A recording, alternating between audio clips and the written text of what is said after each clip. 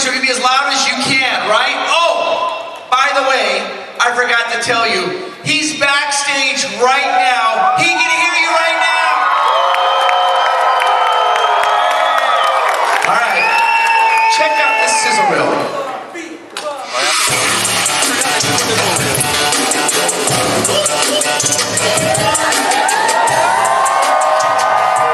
Please give me a huge round of applause, everyone, for Gabriel Iglesias.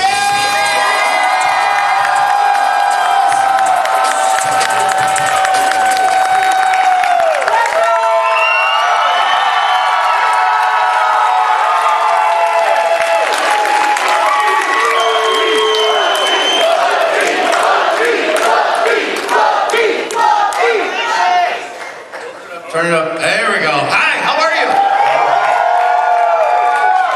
This is crazy. I'm having an out-of-body experience. This is what I looked like 3 years ago when I had hair. There I am. Hair before contacts, you know. Good morning, everyone. How are you? Ah, good. I'm hungover. Yay, Tampa. What's up, everybody? Thank you all for coming to this panel. This is going to be fun. I can tell you right now. I'm going to get things started with a couple of questions, but we're going to need you guys to come up with some questions, too. If you have questions, You didn't know you were getting put to work this morning, did you? We just wanted to watch him talk and how we have to work. Do I have to sign a release? let's get started. I always ask the same question to start off with. Then maybe that's the problem, Chris. Maybe we need to change things up just a little bit. It's been me this whole time. It's been, yeah. What were the first steps that got you started in comedy? How did you end up, on the path that led you here? Why are your glasses fucked up? Because I'm hot and nervous. It'll go away. Okay. It'll go. What was your question again? I'm sorry. How did you get started in comedy? What were the first steps? I hated waking up early. And fast forward almost 30 years and we're here. So, here we are. I got into comedy because I was in love with Saturday Night Live. I loved Eddie Murphy back when he did stand-up comedy. I'm almost 50 years old, so yeah, that's telling when I got started into the idea of doing comedy. I was 10 years old, and I fell in love with it. I love the characters, the voices, the reaction from the audience. That's what got me excited about it. And then years later, when I was in high school, I joined the speech team because that seemed like the only place I could do what I wanted to do. Because I got kicked off the football team for talking back. So yeah, the prerequisites for comedy: hates getting up late, problem with authority. It's a lot of fun. It's very freeing, It's like all the insecurities and issues that I have in life, I bring them up here, and it's like it's the biggest cape, it's the biggest power suit, it's the biggest shield ever. And not only does it not hurt when I'm up here, I use it, and I feel like it helps others. Yeah. You know what I mean? That's one of the things I really find fascinating about stand-up comedy, or anybody who has developed like a sense of humor and is the funny person. You've developed a self-defense mechanism to the point that it's entertaining for other people to watch, basically. I always thought that was kind of just a weird concept. Yeah, it's pretty cool. That's a good one right there. Were you always like the funny kid in class? You mentioned you went to the speech club just to... No, I was actually very quiet. And normally I'm very quiet. And just in person, I'm very quiet. I study everything that's going on in the room. I'm not trying to be the loud, over-the-top personality. That's not me. I have friends that are like that. It's so obnoxious. I don't want to do it. I don't want to do it. I'm just like, hey, what's going on? How are you? How come you're not being funny right now? I don't see a check. So, you know what I'm saying? It's one of those... Add a couple of zeros, it gets even funnier. Hysterical. Let's throw to the audience for our first question. Step right up.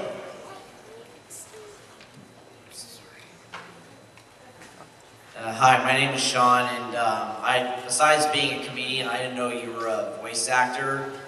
So recently, Disney and Pixar announced that they're doing a sequel to Coco, and I was wondering if you were going to be reprising that role of the character that you played in that movie, or are you going to be playing a different character? Okay. Are you reading off your phone? No, I'm just recording. Oh, okay, that's cool. Yeah. Lower the phone 3 inches so I can see your face. Okay. Sorry, it's, you know, it's called being present. Anyway, so you do comedy? Do I do comedy? Yes. No, I don't. Okay. Sorry, I was just curious. As far as the new movie Coco, I'm excited about it. I haven't received a phone call yet, but I wouldn't doubt it. Disney works very last minute. They do. So it's yeah. And most of the time, it's like they'll do what they're gonna do, and then they need to find voices to fill the animation. Like what happened with the original Coco, they called me and they already had the character, they already had the mouth movement and everything, and they just like, we need a Mexican. And so I said, well, I'm available, and next thing you know, I'm in the movie. So I'm just waiting, I'm waiting for that phone call. I'm sure Disney right now, they're just trying to figure it out. But yeah, I wouldn't be surprised if, you know. Well, hopefully you're in it. Hopefully, yeah, hopefully. We'll see. It's such an honor to talk to you. Thank you. Thank you for your question. Speaking of voice acting, you know, you voiced Speedy Gonzalez in Space Jam. Yes. A character, I mean, I grew up on, loving, absolutely. What was it like, you know, getting, you know, being told you're going to voice Speedy Gonzalez, and then like there was kind of like a sort of backlash, with people saying, you know, he's kind of offensive, and I again, as a kid who just grew up loving that character, I never saw that. So, like, what was your reaction to that? I think that the people that were, if you hear a dog, that's mine. Did we just hear a dog? My dog hears my voice and it trips out.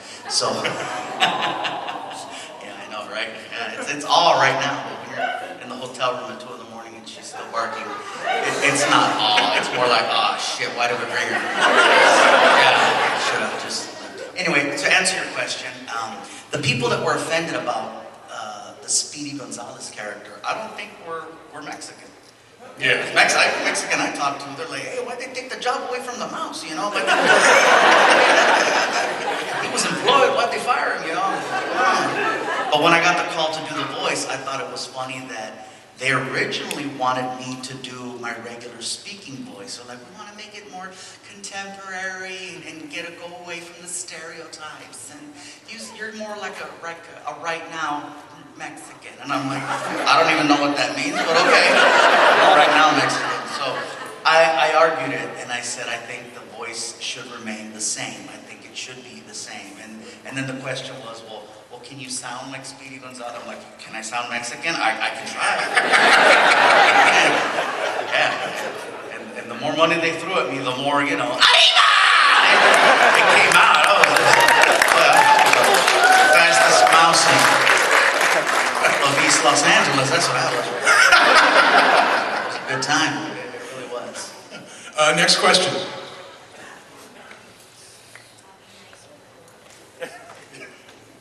Hi, pink hair. If one of your specials were turned into a scented candle, what would it smell like?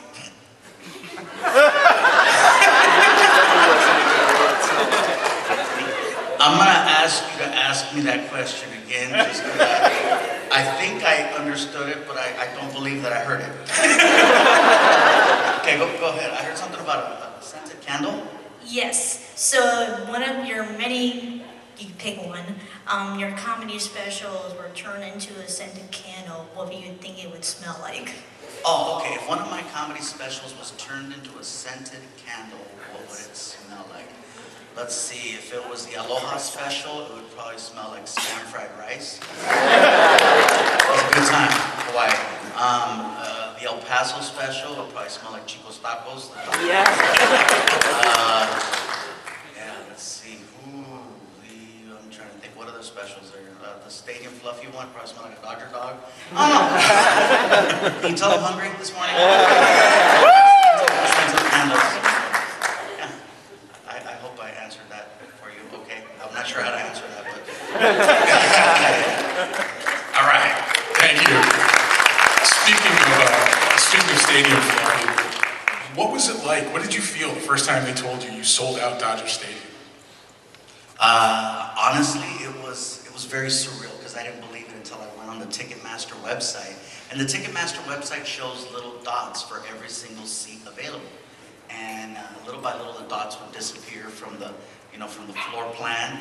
And when I went on and it said no more seats available, it just, I'm like, I called everybody. Is Ticketmaster broken? Yeah, I'm not gonna lie. First off, was Ticketmaster's broken, or they block you because you keep checking the account over and over and over, and eventually, all right, I'm that person.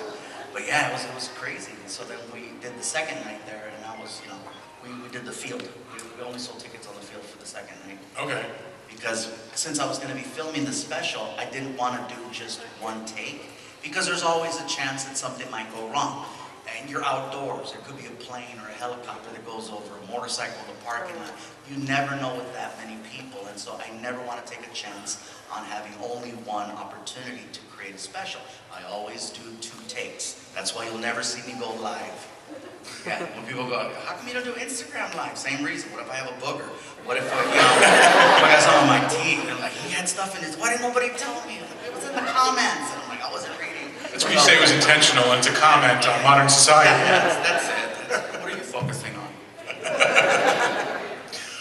Throw to the audience for the next question. Hello, sir. Hello, my name is AJ, and my question for you is, how did you find out you could do the voices? So when I was 10 years old, I would try to mimic what I would see on TV. And I've noticed that if I hang out with someone or I hear something long enough, I have a really good ear. I come from a long line of musicians. I don't sing, but I have a lot of family that are singers, and they have really good, abilities to just, like, I don't even know how to word this right, but if I hear a tone, or I can pick up an accent or a sound, and I don't know, it's just, and then with the microphone, you hear how much louder it gets. So like if I'm doing a car, and I'm like a car going across the stage, but with a microphone, like, he's good. No, I got a good mic. I give a lot of credit to the microphone. And with voices, it's like, you just, again, you hear someone. I was in the elevator right before coming here, and a lady saw my dog, and she was like British or UK, or you could just hear, she's not Tampa. you could tell. What a small little dog you have. And I'm like, oh wow, you sound funny, not from here. I imagine that's what I sound like to them when I go over there. And they're like, oh, did you hear the Yankee? Did you hear? Oh, the lack of education coming from his mouth. So again, you hear a voice. For me, I start picking it up and mimic if I think that there's something, there. Thank you so much. Also, love the Netflix specials. I appreciate it, AJ. Thank you. Thank you for your question. The next one.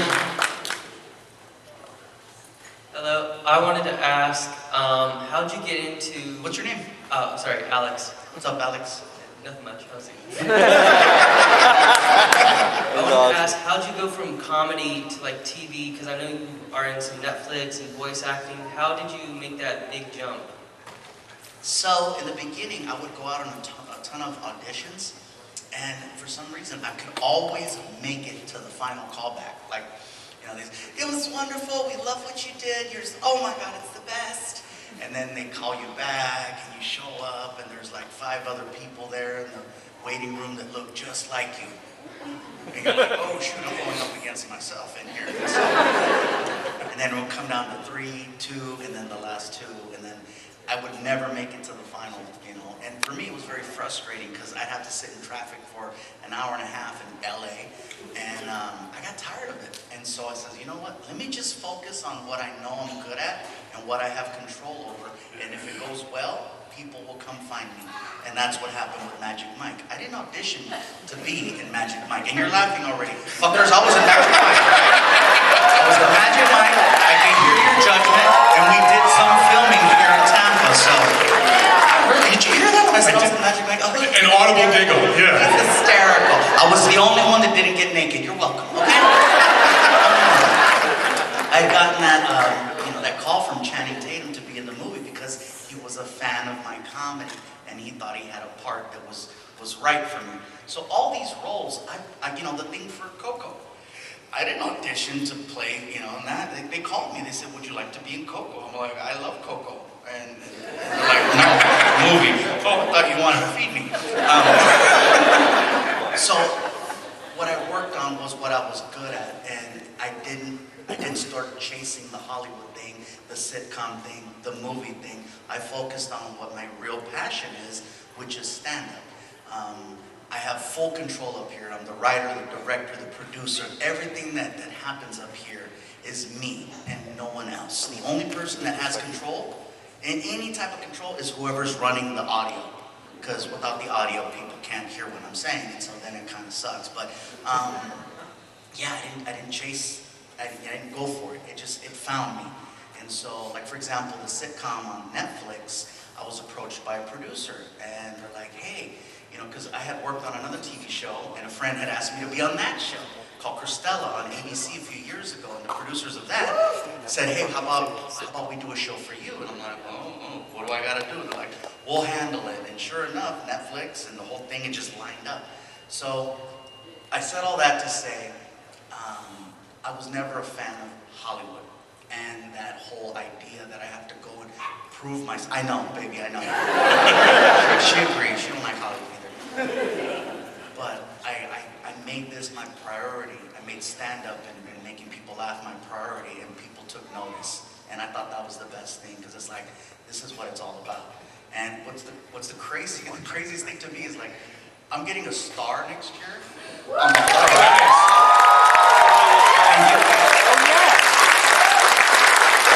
know, right? And I didn't say it to get you guys I appreciate the applause, but more so just to prove that I didn't have to focus on Hollywood. I'm getting the star for what I do for stand-up, and it's crazy. I didn't think that was possible. And so I'm just like, wow, is this life real? I know you only wanted to be up here for like a minute, Alex, and All good, I'm happy. shit, he kidnapped me, I'm standing here. The Scream costume is hot. Everybody else is sitting down, I'm standing here. Sitting down. But I hope I answered your question, and I apologize for being on I got another one. Go ahead. What's the favorite show or voice acting that you've done in your career? Or one that you wish you could do? Ooh. Honestly, doing an entire Looney Tunes movie would be awesome. But there's already someone before that. He's an amazing voice actor, Eric Bauza.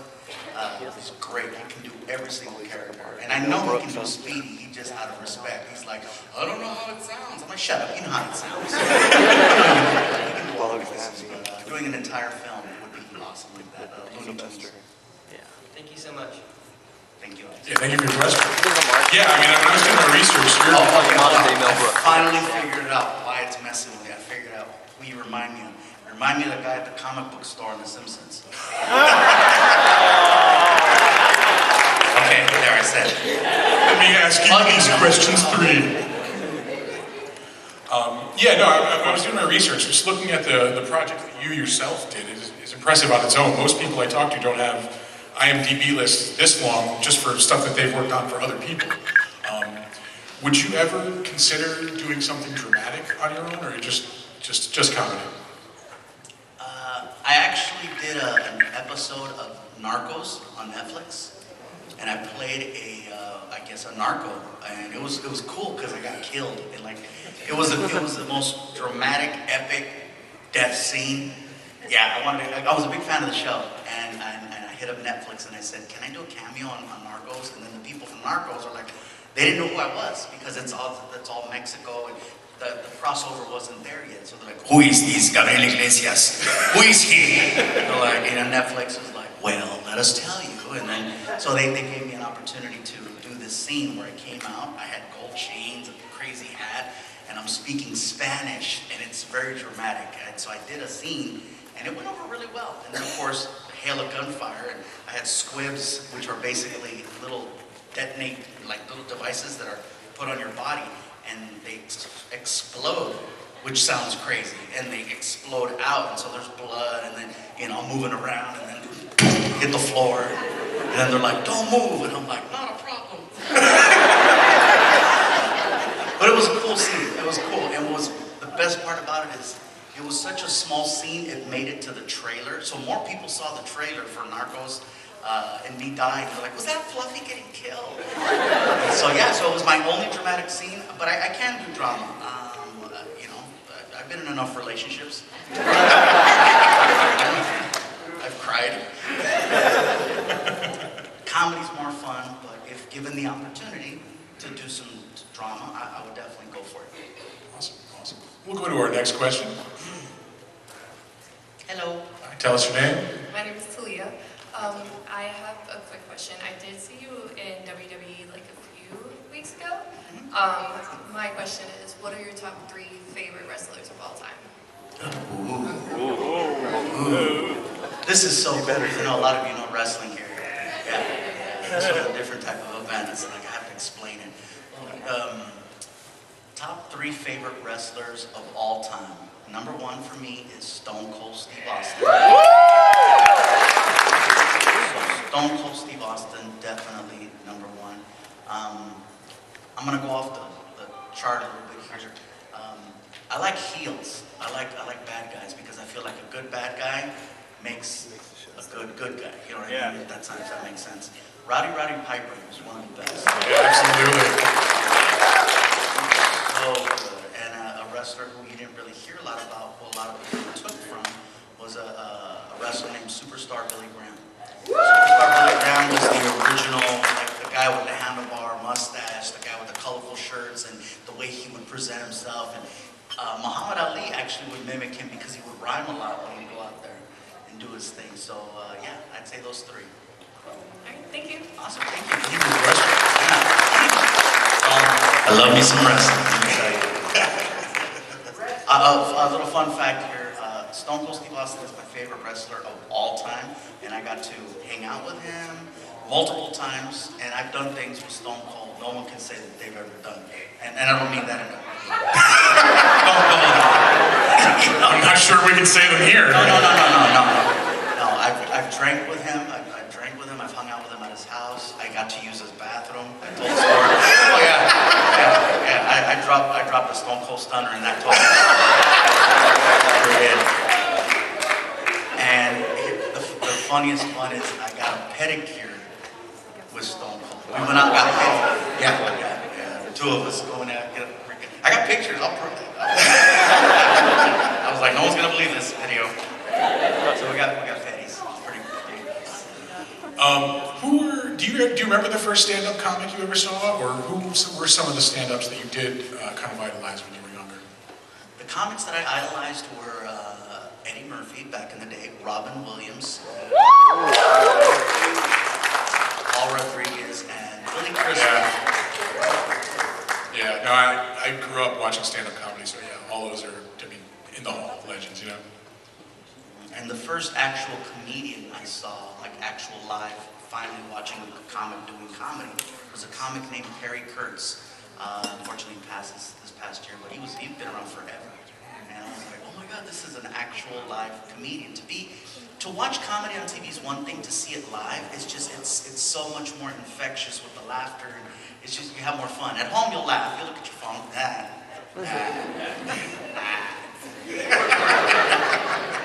you point, You can't do that here. It sounds stupid.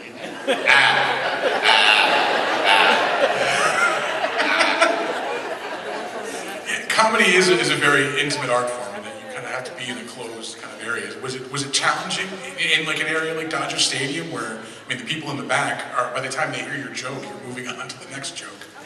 I was concerned that the size of Dodger Stadium would be a problem because of, you'd see movies, now batting, number 40, 45, and you hear that echo, and I was afraid it was going to sound like that. And so when the audio engineers told me about a delay system and how they would have it so that there'd be no echo like that, so I was worried about the sound. But yeah, I was very comfortable. Believe it or not, people go, were you nervous about Dodger Stadium? I was only worried about the sound and the lighting. I wasn't worried about my performance. And when 50,000 people show up for you in your hometown, it's a celebration. There was no stress. I cried in the first 30 seconds, and people could feel like this is like, man, I was here, like we're here.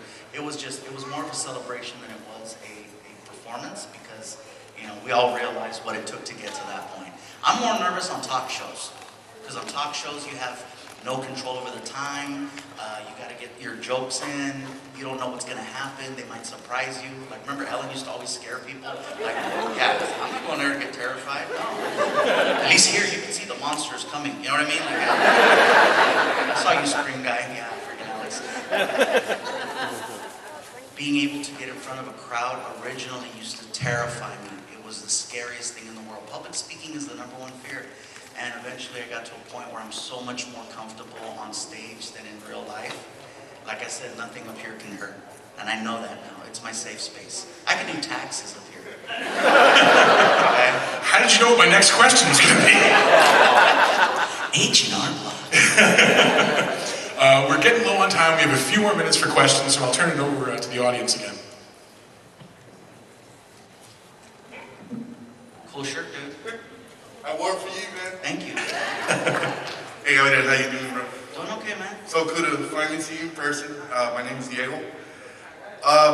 My question is going to be a little specific because I'm originally from McAllen.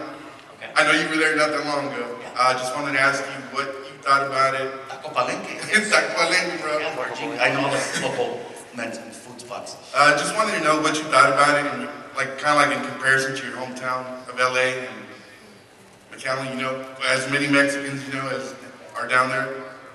And wanted to ask you if somebody please took you out to eat some good Mexican food and tacos down there.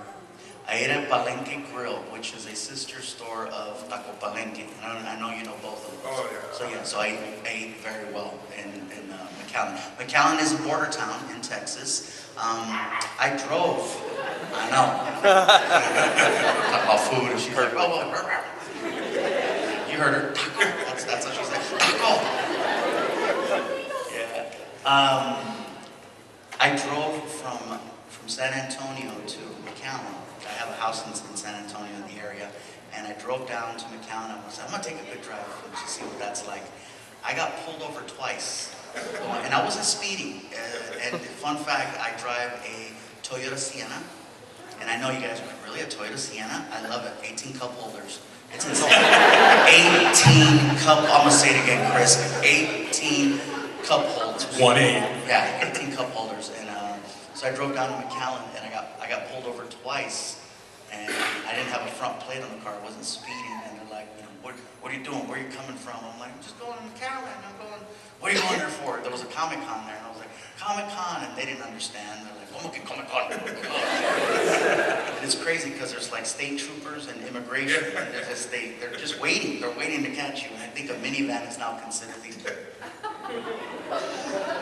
Oh, you're a sign language interpreter. Sorry, I saw some dude in the corner and he's doing signs. I'm like, what set you playing? Sorry, bro. It came out. We're talking about you're using that. I'm like, oh, shit. But yeah, to answer your question, I love McAllen. It's always a good time, and yes, I eat very well. Thank you for everything you do for the Russell. Thank you. Thanks, bro. Thank you. My apologies to our sign language interpreter. I didn't mean to call you out, but can I ask a question though? Is the person who you're signing for directly in front of you?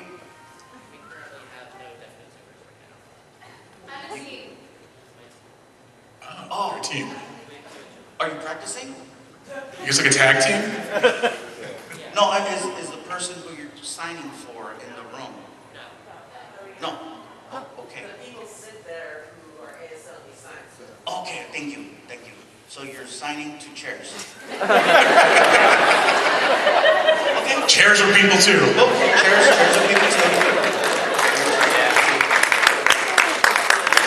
I just wanted to make sure that if there was someone here who could not, cannot hear, is sitting in the place where you can, sign for them. Because sometimes I'll do shows and they'll say, there's a sign language person out there, and then I'll ask the question.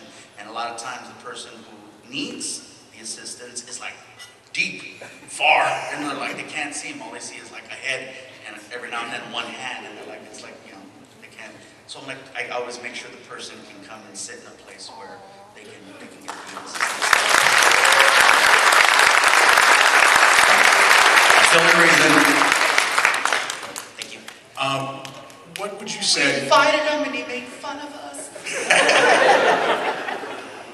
What would you say say, to anybody out there who's kind of, interested in becoming a stand-up, what was the best piece of advice that you've ever gotten on your journey as a stand-up? The best piece of advice for me that I was given, and I know I kind of broke that a couple times today when I cussed, but they told me, do a show that everyone can watch. Do a show that no one's going to feel threatened by. Do a show that people can bring their kids and grandkids and parents, and make it so that more people can enjoy it, not less. And so it was hard for me because when I first got started in comedy, I was cussing so much. It's like a tick, it's just one of those things. And so I learned to stop doing that, and it was the best advice ever because it just opened up the doors. And so when I was in that position to have a chance to be on a Tonight Show or be on a talk show, I didn't have to edit my performance. I was already working clean. And so it just became one of those things where I want to cuss. I love cussing. It's fun. It's liberating. It relieves stress. But for the show, I kept it very friendly. But you will notice, anyone who's ever seen all my specials, I make it a point to cuss one time in every single special, one time really good, so it can't ever be considered G-rated. If your thing is G-rated, you lost street cred. You need it as the PG or G-13. In my last special, I cussed twice just to prove a point. This one. Because like, for example, when I perform at fairs, it's all family, and not a lot of people can do fairs. In the beginning, I had to sign like a morality contract type of thing, where you agree to not say certain things, because they're scared. They don't want people to get upset. And so I would go on stage and tell them. They made me sign a paper in the back that says that I can't say certain things. And I said, those mother flowers are scared. Those sons of biscuits have no idea what I'm capable of, telling me to watch my vocabulary. I said, as far as I'm concerned, they can all suck my dictionary. I said, oh yeah, I know what I can say. I know what I can't say. Oh yeah, I have a white lawyer. I know what's up. Ladies, there's always a loophole. Sorry, I didn't mean to cut you off. There's always a loophole. I hate to say it, but we are out of time. I apologize if we didn't get to your question. It was a lot of fun, right? Yeah. Seriously, thank you all so much for coming. Go check out Gabriel if you haven't seen him yet.